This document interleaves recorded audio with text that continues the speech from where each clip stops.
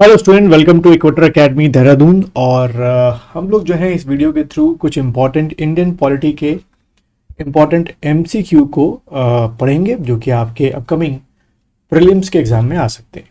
चलिए शुरुआत करते हैं इसकी।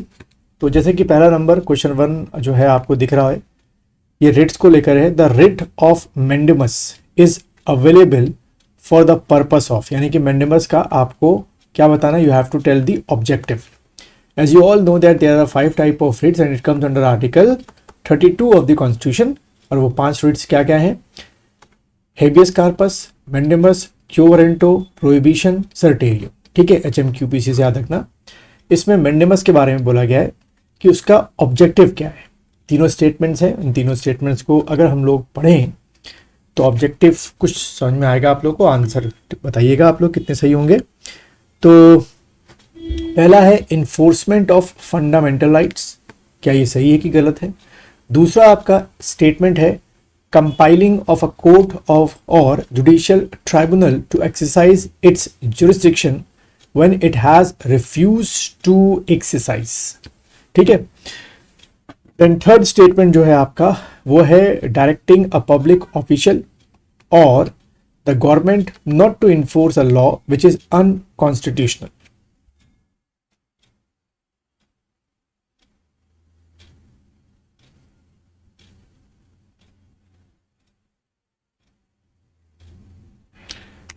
चलिए पढ़िएगा इसको, बहुत ही अच्छा क्वेश्चन है। और आपके आईएफएस के प्रीलिम्स में यानी कि आईएएस के प्रीलिम्स में कुछ ऐसे ही टेक्निकल क्वेश्चंस जो हैं वो आपके एग्जाम में आते हैं।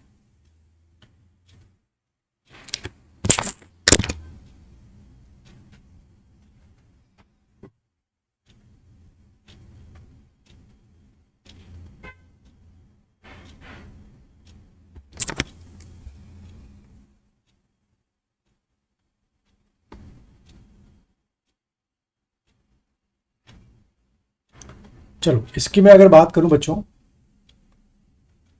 तो क्या समझना है आपको इसका जो आंसर है, पहले एक करके आपको स्टेटमेंट बताता हूं मैं। देखो पहला स्टेटमेंट जो है मैंडेमस के बारे को लेकर, इन्फोर्समेंट ऑफ फंडामेंटल राइट्स। ठीक है, बिल्कुल सही स्टेटमेंट है। मैंडेमस में क्या होता है, मैंडेमस पहले ये समझो कि mandamus is only and always issued against the what, public body. ठीक है, पब्लिक बॉडी के ही अगेंस्ट में मैंडेमस जो है वो क्या होता है, आपका इशू होता है। ठीक है, पहली चीज तो आपकी ये हो गई। तो मान लो आपकी कोई पब्लिक बॉडी है, कोई अथॉरिटी है, वो आपके फंडामेंटल राइट्स को इम्ब्रीच कर रही है। कुछ भी हो सकती है वो पब्लिक बॉडी, कोई इंस्टीट्यूशन हो सकता है, कोई डिपार्टमेंट हो सकता है। तो आपको आपका फंडामेंटल राइट्स मिलता रहे तो आप मैंडेमस का यूज कर सकते हैं। ठीक है, तो पहला स्टेटमेंट इस तरीके से बिल्कुल सही होगा। सेकेंड है कंपाइलिंग अ कोर्ट और judicial tribunal to exercise its jurisdiction when it has to refuse its exercise. Second statement में अगर हम लोग बात करें तो मैंडेमस क्या कहता है कि जब भी कोई गवर्नमेंट अथॉरिटी, ठीक है, गवर्नमेंट अथॉरिटी और कोई पब्लिक बॉडी, ठीक है, अपना क्या रिस्पॉन्सिबिलिटीज जो उसको दी गई हैं by the constitution and law and duties जो कि उसको दी गई हैं bye constitution and law perform करने से मना करे, तो आप मैंडेमस का यूज कर सकते हैं। तो यानी कि इसका भी जो सेकंड स्टेटमेंट है बिल्कुल सही है। तो फर्स्ट स्टेटमेंट भी सही है, सेकंड स्टेटमेंट भी सही है। थर्ड है डायरेक्टिंग अ पब्लिक ऑफिशियल और a government not to enforce a law which is unconstitutional, बिल्कुल सही है, ये स्टेटमेंट भी सही है। भाई हर एक जो आपके गवर्नमेंट ऑफिसर हैं उनका काम क्या होता है, सिर्फ कॉन्स्टिट्यूशनल लॉ को ही इंप्लीमेंट करने का काम होता है। जो अनकॉन्स्टिट्यूशनल चीजें हैं उनको ना इंप्लीमेंट करें, इसके लिए भी हम मैंडेमस का यूज कर सकते हैं। तो इसका जो आंसर बन रहा है बच्चों वो है आपका बी, यानी कि पहला स्टेटमेंट भी सही, दूसरा स्टेटमेंट भी सही और तीसरा स्टेटमेंट भी सही। तो आप लोगों ने जिसने बी आंसर किया है बिल्कुल सही किया है इस क्वेश्चन का। Move on to next question. चलो नेक्स्ट क्वेश्चन पढ़ो, ये भी रिट को लेकर है। द रिट ऑफ प्रोहिबिशन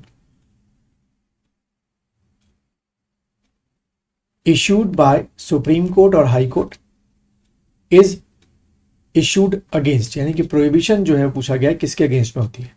अगर आपने प्रोहिबिशन जो है ढंग से पढ़ा होगा तो आप ये क्वेश्चन आराम से कर लेंगे। पहला स्टेटमेंट अगर आप देखें क्या लिखा हुआ है, पहला स्टेटमेंट पढ़ो, जुडिशियल और क्वाजी जुडिशियल अथॉरिटी। दूसरा है एडमिनिस्ट्रेटिव एंड जुडिशियल अथॉरिटी। तीसरा आपका स्टेटमेंट है एडमिनिस्ट्रेटिव अथॉरिटी ओनली। उसके बाद फोर्थ आपका एडमिनिस्ट्रेटिव अथॉरिटी एंड गवर्नमेंट।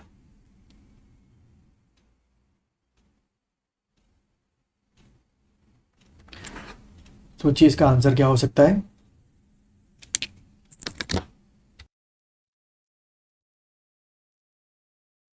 चलो बच्चों इसके आंसर की बात करते हैं कि इसका आंसर क्या है, कि प्रोहिबिशन जो है वो किसके अगेंस्ट में जो है वो क्या की जा सकती है, आपकी इशू की जा सकती है। तो बच्चों इसका जो आंसर है वो है आपका, सिर्फ स्टेटमेंट पहला सही है। प्रोहिबिशन जो है वो जुडिशरी या क्वाजी जुडिशरी अथॉरिटी के जो अगेंस्ट है, उसी के अगेंस्ट में क्या की जा सकती है, आपकी जो इशू है बच्चों वो की जा सकती है। ठीक है, तो ये थोड़ा आपको ध्यान में रखना पड़ेगा। यानी कि इसका आंसर जो बनेगा वो बनेगा आपका बी। चलो अगला क्वेश्चन देखते हैं। चलिए नेक्स्ट क्वेश्चन को पढ़िएगा। विच ऑफ द फॉलोइंग स्टेटमेंट्स, ठीक है, इज इनकरेक्ट। अब देखो ट्रिकी चीज है ये, उन्होंने बताया कि इन चार में से कौन सा एक स्टेटमेंट जो है वो आपका क्या है, इनकरेक्ट है। ठीक है, ऐसे क्वेश्चन भी बहुत आते हैं आपको कंफ्यूज करने के लिए, कौन सा इनकरेक्ट है। ठीक है, टाइम लेंगे आप लोग अपना।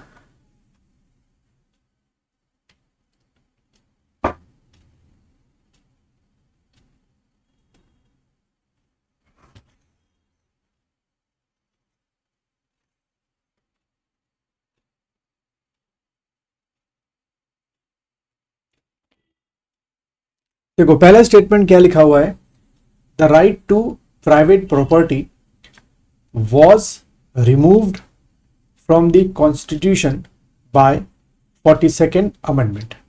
ठीक है, पहला स्टेटमेंट आपका ये है।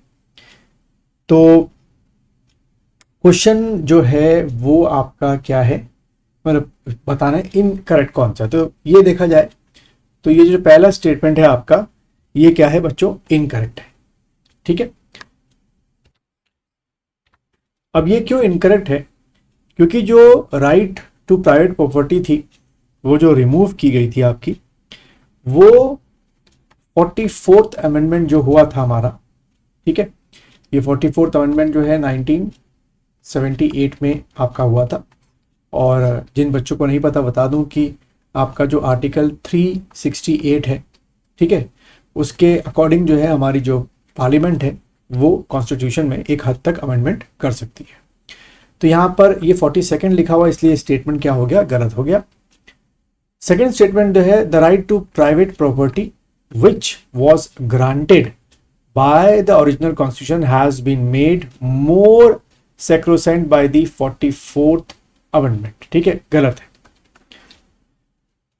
Third statement, the right to property was never a fundamental right under the Indian constitution, गलत। पहले था फंडामेंटल राइट्स, इसलिए ये स्टेटमेंट भी क्या हो गया, गलत हो गया। ठीक है, यानी कि 1 भी गलत है, 2 भी गलत है, 3 भी गलत है। अब 4 को देख लेते हैं। The right to private property was granted by original constitution, ठीक है, तो समझ गए हैं कि भाई देते हैं, but it has since been removed from the list of fundamental right, बिल्कुल सही। यही स्टेटमेंट क्या है आपका, सही है। तो इसमें पूछा गया है कि इसमें से आउट ऑफ द 4 कितने स्टेटमेंट आपके इनकरेक्ट हैं, तो 1 to 3 इनकरेक्ट है, यानी कि इसका जो आंसर बनेगा वो बच्चों क्या बनेगा, ए आपका इसका आंसर बनेगा। चलिए आगे बढ़ते हैं।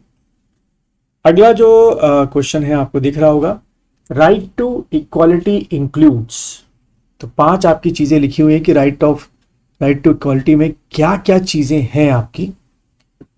तो 5 स्टेटमेंट पढ़ेंगे। पहला स्टेटमेंट लिखा हुआ है इक्वालिटी बिफोर लॉ, ठीक है। दूसरा स्टेटमेंट है right against discrimination on ground of race, caste, religion, sex, equal pay for equal work, abolition of untouchability और एबॉलिशन ऑफ ऑल टाइटल्स। तो राइट टू इक्वालिटी के तहत आपको बताना है कि कौन कौन से जो राइट्स हैं वो एक इंडियन सिटीजन को आपके मिलते हैं। ठीक है, नीचे कोडिंग दे रखी है A1 एंड 1 2 एंड 4 या 1 2 3 एंड 4 या 1 2 4 एंड 5 या ऑल ऑफ द अबव जो है वो सब आपको राइट टू इक्वलिटी में क्या मिलते हैं, ये सारे के सारे। बहुत ही लॉजिकल क्वेश्चन है, आराम से पढ़िएगा।